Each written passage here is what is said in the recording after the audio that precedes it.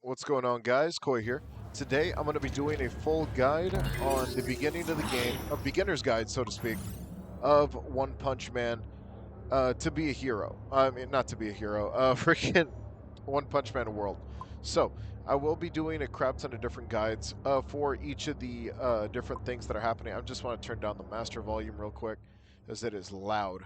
Okay, so first things first, I'm just going to go over different parts of the game, such as overviews of different mechanics. But first thing we're going to knock out is the UI.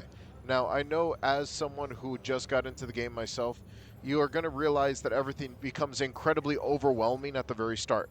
So, we're going to cut it into pieces.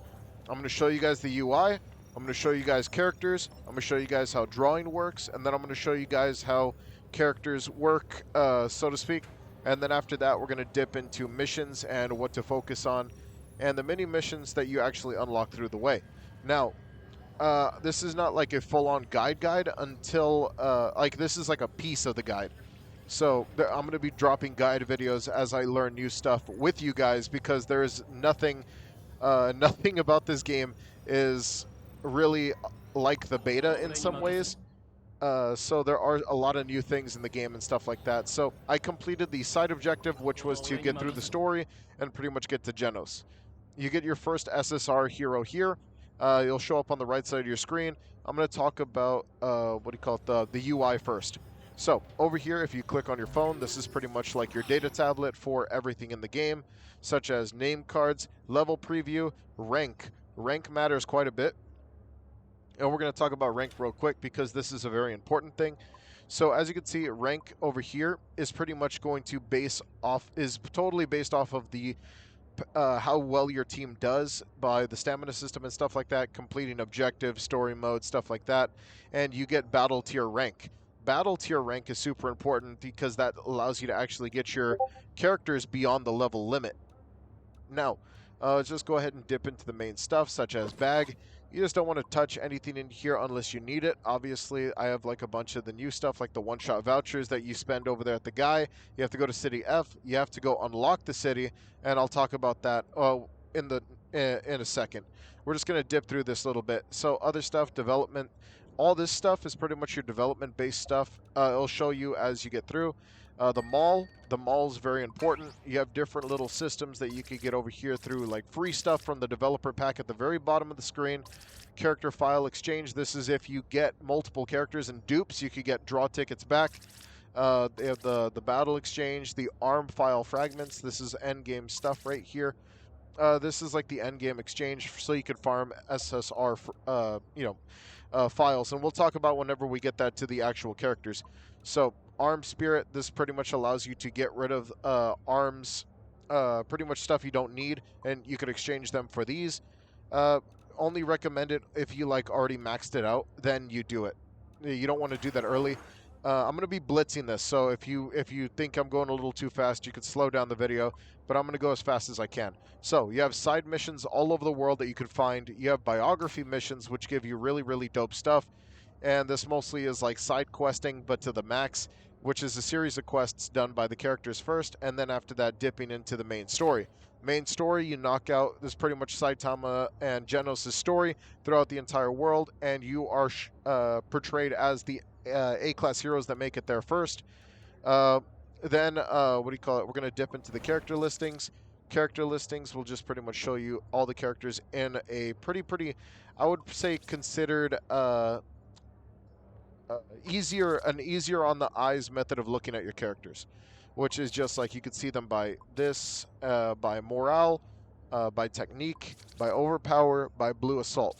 Now they changed the way that this game actually works a lot, such as whatever it comes down to, like actual like characters, building a team is entirely necessary on typing. So if a team or a game requires you to pretty much bring a overpowered character, then that would be your main character that you'd use. So that's like the way that you can maximize your damage is by using a main character based off of that typing. Building your team and so and so. You can build different multiple teams over here, but that's nothing too much to talk about. Over here, Team Prestige. Now, this over here is just some side missions that you can do. to actually buff your teams and stuff like that, get more exchange stuff, the cinema movie buff and stuff like that. Achievements are incredibly important in this game. This gives you a ton of roll currency and stuff like that. So for the achievement hunters out there, you can really blow through the game and really learn your stuff. We got the settings over here, a friends list over here, a mail over here, customer service, photography, and the quit screen. Now this is just pretty much a watered down overview of the game in general.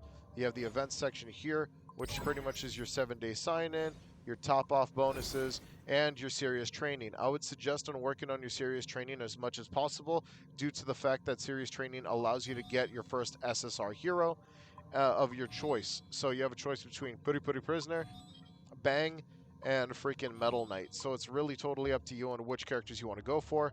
Now with the gacha system, we'll go through that in a second. But first things first, we're gonna go through the overworld menu right here. So the game does push you through this quite a bit, and we're just gonna knock out the stuff that matters, such as changing your character in the overworld is totally right here. So if you really just want to be like King for a little bit, you could just be King. And I hope they add more skins to the system because it's hilariously funny. Over here, you can see that there's a day and night cycle. The day and night cycle is consistently changing, opening new events and new special side quests through the game as you get through. Over here, as you can see, that's just your menu for your missions, and pretty much that's about it for that part. Over here, you have your shop. Over here, you have your polls. Over here, you have your events. Over here, you have your characters. Now, this is the more in-depth way of looking at your characters. You can switch it up still the same way as earlier, like switching from character typing and stuff like that. Of course, it only shows you the characters you own, which is the big difference. I really want to dip into characters, but there is the world chat and stuff like that right there. Now, clicking on your main map is very, very important. They're going to show you this throughout the game as you get through the game. So if you go back, you'll see that you have all your cities. All your cities will be here, and this Hero Association will be here. Whenever you click on an area, you'll see that you'll be able to choose between the two areas. Right now, since we're in the early game, or I'm in the early game, so like a lot of this is just like the beginning. So I don't have everything unlocked yet, obviously. We're going to learn together and get through the game. Now, let's go ahead and dip into characters. So, the way that characters work in this game is pretty much like get 7 copies, characters maxed out type deal. So, as you can see, let's go ahead and take into consideration probably this SR class hero, which is Triple Staff Lily. Upgrades, like I said earlier, when it comes to your level over here, which is the combat level over here, this is locked until you actually unlock it through the story mode, or through the pretty much through the story mode. I talked about that a second ago, through this system down here, which is the team level. If you get your team level to level 10, then you could get the battle tier increase, increases your character's pretty much prestige. Alright, so let's go through potential. Potential is pretty much your dupes. Dupes will actually allow you to unlock new moves, new limits, new increases throughout your different moves and stuff like that. And getting your potential to max pretty much amplifies everything across the board. And that's pretty much it. For a lot of these characters, it is completely different. Every character is incredibly unique in this game, so don't expect them all to be the same or to aim for like all at once. Hence why I think tier lists are stupid. Don't even think about doing tier lists right now because the game is too fresh until someone creates an actual wiki that shows all the endgame stats. Because everything got changed up, so I mean, it is what it is. Over here we have merits. This is pretty much your bread and butter for like getting gear systemed. Gear systems in this game are pretty good. So whenever you get through the gear system, you'll notice that you just keep going up and up and up, and this will also be blocked by your little rank here. So you can't just max out the character all the way and then just go off of that.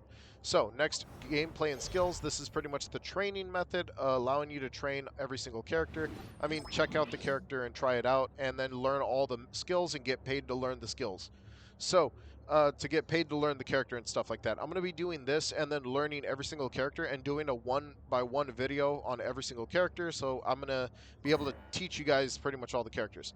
So when the team does reach level 5, you'll unlock memory and will. So memory and will is a whole different system that we just don't have yet. We'll get through that whenever we get to it. Impression arms. Now this is an important system. What this allows you to do is pretty much put down. How do you say it? This allows you to pretty much have special skills within the match. Every single one of your party members will have one of these equipped. All you have to do is just equip the appropriate one that you feel like is more important to that character in general. Most likely there's going to be a tier list on arms and stuff like that, just to make sure that you're using the appropriate weapon during appropriate boss fights. Such as probably this one over here, encourage yourself, granting a 20% attack bonus. This would be if you're maining the character. Or this one over here, applies the might of each character of an ally for 60 seconds, granting 30% of the composure reduction stats, and affects increases by 100% on overpowered type characters. So this is like if you're going to do an all-around overpower type team, then that's what you would use for that specific team. Now, we've pretty much knocked out all the main stuff. Now we're just going to go ahead and look at the menu. So over here is your joint action terminal. Your joint action terminal is pretty much like these small little events that allow you to just get pretty much extra stuff, such as EXP drops and some world currency, but mostly Team EXP. It's just challenge battle, really, and it's pretty much based off of like what you've done already in the story. So this is like challenges for the story. The real bread and butter is over here. If you go to the Association Operator, you'll notice that the Association Operator has commission campaigns. Commission campaigns pretty much allow you to pretty much do these different challenges to unlock brand new systems. So I'm just going to go ahead and look at this one real quick. As you can see, this is a special urgent challenge, which allows me to actually get reroll tickets just by accepting this commission. Some of these commissions are free. Some of these commissions cost, pretty much the way that you get loot, credits, everything like that is through the commission system. You could put this system on auto and really knock it out. You could get credits on auto, knock it out, and different ones of these will pretty much be it. The Monster Encyclopedia will tell you exactly what these characters drop. So if you're looking for very, very specific pieces of intel and stuff like that, then you're going to be waiting for these. You're going to keep going through the story mode, unlocking new characters, new bosses to fight, and everything like that, until you finally get to the end, and you pretty much beat the game, and you can farm all your characters to max with no problem at all. So that pretty much knocks out that. The rest of this is like music player, all this extra stuff. Like I said, there are side missions out in the world, like this guy who will just pretty much show up. You don't really need to do these, but if you do them, then you do have like you can get like a bunch of like really, really cool stuff, such as like bonus rewards and stuff like that. If we go over here, oh, hang on, learning something new on the go. The hero form. Now, let's see. This is just, this is like, I guess just fun. I guess that's like for fun. There's a lot of stuff in this game which is like incredibly lore-based and fun. Let's go ahead and dip into character draws. So, obviously this one is a premium exchange, but over here is where we get into the meat and potatoes. So, as you can see, after 60 draws, you're going to be able to get a guaranteed SSR. I would not consider this system the greatest, but the way that it actually works is you have a chance of getting the characters at a very, very low rate. But if you want to guarantee the characters, then you pretty much have to get the 60 draws, and you're guaranteed a SSR character or impression arms. Now, the problem is, right now, there's not an exact way to pinpoint which ones you're going to get. This is entirely random, and it's all about just getting lucky. So, don't complain too much because you're guaranteed an SR after every single 10 pull. So, save up, don't use single pulls, use 10 pulls, and build your perfect SR team. Especially if you are a free-to-play player, build an SR team. There are plenty of really, really good freaking SR heroes out here that are really, really important and crazy and will hold their own no matter what. Getting SSRs just pretty much is playing the game on easy mode. So, next we're going to go ahead and talk about... crap, I was just about to talk about a system. I think it was about... I think it had to do with the association representative. I'd like to join battle operations. Uh, oh, my bad. Never mind. That was a whole different thing. So, the join action, no, no, no, no. Hang on, give me a second. I literally just had it at the top of my head there for a second. Let's see, we knocked out characters. We knocked out, like, pretty much everything at the beginning of the game, such as all the systems and stuff. I think we pretty much knocked out everything, really. Yeah, because I did talk about, like, the role system and everything like that. Just explore the world. There's tons of different mini games and stuff like that, and we're going to get through them together. And if you guys like the content, just go ahead and drop that like below. I'll see you guys later. Take it easy. Peace out. Don't forget to like and subscribe. Take it easy. Peace out. Bye.